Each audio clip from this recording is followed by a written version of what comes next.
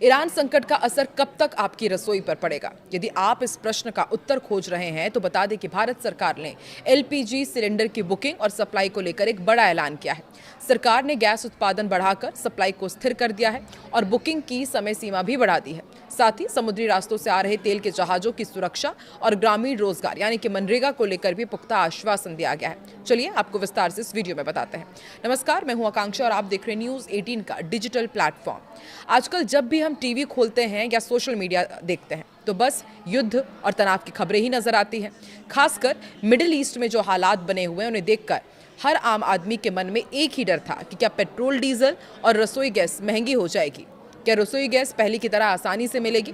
लेकिन आपके लिए एक बहुत बड़ी खुशखबरी है। भारत सरकार ने क्योंकि साफ कर दिया है कि दुनिया में चाहे कितनी भी उथल पुथल क्यों ना मची हो, आपके घर की रसोई का बजट और गैस की सप्लाई पर कोई संकट नहीं आने वाला है। सरकार ने गैस सिलेंडर पर एक ऐसी राहत दी है जिससे लगने लगा है कि जल्द ही पुराने दिन लौट आएंगे। दरअसल दिल्ली में हुई एक हाई लेवल मीटिंग में पेट्रोलियम और नेचुरल गैस मंत्रालय की सेक्रेटरी सुजाता शर्मा ने देशवासियों को एक बड़ा भरोसा दिया है। उन्होंने बताया कि सरकार ने डोमेस्टिक एलपीजी के प्रोडक्शन को काफी ज्यादा बढ़ा दिया है ताकि बाहरी देशों के संकट का असर भारत के आम आदमी की जेब पर ना पड़े। सबसे अच्छी बात यह है कि गैस बुकिंग की डेडलाइन को भी बढ़ा दिया गया है। आप यदि शहर में रहते हो या फिर गाँव में, अब आपको बुकिंग के लिए भागदौड़ करने की जरूरत नहीं है। सरकार का कहना है कि देश के किसी भी कोने में किसी भी गैस एजेंसी के पास स्टॉक की कोई कमी नहीं है और सप्लाई बिल्कुल स्टेबल है। गैस की कालाबाजारी और गलत इस्तेमाल को रोकने के लिए सरकार अब डिलीवरी ऑथेंटिकेशन कोड सिस्टम को बहुत सख्ती से लागू कर रही है। सुजाता शर्मा ने जानकारी दी कि सरकार ने इस सिस्टम के इस्तेमाल को 90% तक ले जाने का टारगेट रखा था, लेकिन खुशी की बात यह है कि 92% के आंकड़े पर वो पहले ही पहुंच चुके हैं। इसका सीधा मतलब यह है कि अब गैस सिलेंडर सीधे असली हकदार के पास ही पहुंचेगा और बीच में कोई गड़बड़ी नहीं हो पाएगी। इसके अलावा कमर्शियल गैस की सप्लाई को भी 70% तक फिर से पटरी पर ला दिया गया है, जो बिजनेस करने वालों के लिए एक बहुत बड़ी राहत है। छोटे सिलेंडर्स की मांग में भी जबरदस्त उछाल देखा जा रहा है। अगर पिछले कुछ दिनों के आंकड़ों पर नजर डालें तो 5 किलो वाले छोटे सिलेंडर्स की बिक्री काफी बढ़ गई है। सरकार ने इस बारे में जागरूकता फैलाने के लिए देश भर में करीब 7,000 कैंप लगाए हैं, जिसका नतीजा ये रहा कि 3 अप्रैल से अब तक 1 लाख से ज्यादा 5 किलो वाले सिलेंडर बेचे जा चुके हैं। ये उन लोगों के लिए बहुत मददगार साबित हो रहा है जो एक साथ बड़ा सिलेंडर नहीं खरीद सकते या जिन्हें कम गैस की जरूरत होती है। समुद्री रास्तों से आने वाले तेल और गैस की सुरक्षा को लेकर भी सरकार पूरी तरह मुस्तैद है।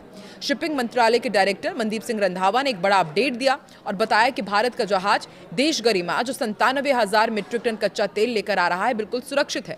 ये जहाज हाल ही में हॉर्मुज से बिना किसी रुकावट के गुजर चुका है। हालांकि पिछले 48 घंटों में उस इलाके में गोलीबारी की कुछ घटनाएं हुई थी, जिसमें भारत के 2 जहाज सनमार हेराल्ड और जग अर्नब भी आसपास थे। लेकिन अच्छी बात यह है कि किसी भी क्रू मेंबर को कोई चोट नहीं आई और सब सुरक्षित हैं। विदेश मंत्रालय भी इस पूरी स्थिति पर पैनी नजर बनाए हुए हैं। एडिशनल सेक्रेटरी असीम आर महाजन ने बताया कि खाड़ी देशों में रहने वाले भारतीयों की सुरक्षा सरकार की पहली प्राथमिकता है। इसके लिए एक स्पेशल कंट्रोल रूम बनाया गया है जो 24 घंटे काम कर रहा है। सरकार हर राज्य और केंद्र शासित प्रदेश के संपर्क में है ताकि किसी भी इमरजेंसी की स्थिति में तुरंत मदद पहुंचाई जा सके। इसी सिलसिले में national security adviser Ajit Doval ने भी सऊदी अरब का दौरा किया और वहां के बड़े मंत्रियों से क्षेत्र के हालातों और भारत के रिश्तों पर लंबी चर्चा की है।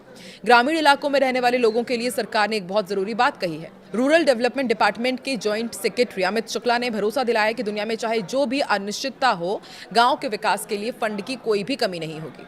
उन्होंने साफ किया कि जब तक नया कानून वीबीजी रामजी एक्ट 2025 लागू नहीं हो जाता तब तक मनरेगा स्कीम पहले की ही तरह चलती रहेगी, यानी ग्रामीणों को रोजगार और घर बनाने के लिए मिलने वाले पैसों पर कोई खतरा नहीं है।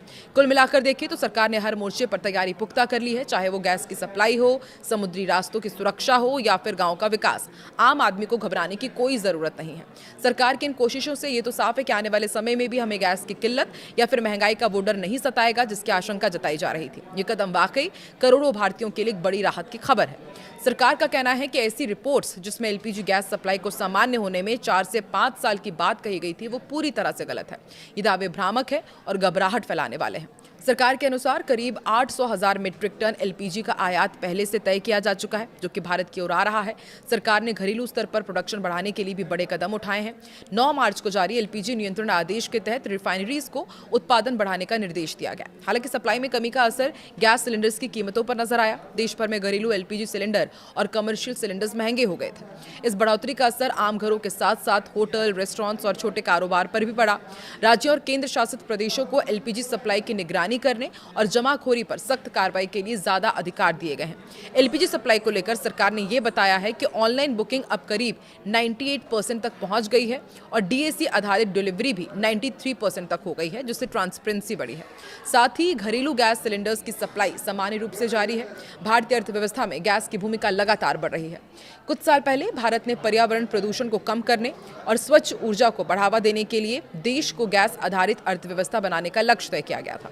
इसके तहत उद्योगों, बिजली उत्पादन, परिवहन और घरेलू उपयोग में गैस की खपत बढ़ाने के प्रयास किए जा रहे हैं। हालांकि देश में गैस का उत्पादन पर्याप्त नहीं है, इसलिए भारत अपनी जरूरत का करीब 60% हिस्सा विदेशों से आयात करता है। चाहे प्राकृतिक गैस हो या एलपीजी, इसकी बड़ी आपूर्ति अब भी आयात पर ही निर्भर है। न्यूज़ 18 के रिपोर्ट्स के मुताबिक भारत का प्राकृतिक गैस आयात साल 2024 में लगभग 35,000 घन मीटर तक पहुंच गया था, जो पिछले साल की तुलना में थोड़ा कम रहा। हालांकि इस वर्ष की शुरुआत में ईरान और अमेरिका के बीच तनाव और युद्ध जैसी स्थिति के कारण समुद्री ट्रांसपोर्ट और सप्लाई चेन जरूर प्रभावित हुई है और इसके चलते वैश्विक स्तर पर गैस की आपूर्ति बाधित हुई है। भारत के आयात में भी गिरावट देखने को मिली है। भारत अपनी अधिकांश प्राकृतिक गैस कतर, संयुक्त अरब अमीरात और संयुक्त राज्य अमेरिका जैसे देशों से आयात करता है। कतर स्थित बड़े संयंत्र के बंद हो जाने से गैस की जो कमी पैदा हुई है, उसे पूरा करने के लिए भारत अब वैश्विक बाजार में आई कीमतों में गिरावट का फायदा उठा रहा है। इसी के साथ देश अन्य आपूर्ति स्रोतों से नए सौदों पर भी विचार कर रहा है, ताकि मांग और आपूर्ति के बीच संतुलन बना रहे। कुल मिलाकर युद्ध और वैश्विक संकटों के कारण गैस की आपूर्ति पर असर पड़ा है, लेकिन हाल ही में कीमतों में आई गिरावट से भारत को कुछ समय के लिए राहत जरूर मिली है। ऐसे में भारत को इस अवसर का सही उपयोग करना चाहिए और भविष्य में स्थिर तथा सुरक्षित गैस आपूर्ति सुनिश्चित करने के लिए लॉन्ग टर्म योजनाएं बनानी चाहिए। आपको क्या लगता है, आने वाले दिनों में क्या गैस आपूर्ति इसी तरह से सुगमता के साथ आगे बढ़ती रहेगी और आपके शहर में गैस की सप्लाई किस तरीके से हो रही है, वो भी आप कमेंट करके जरूर बताएं।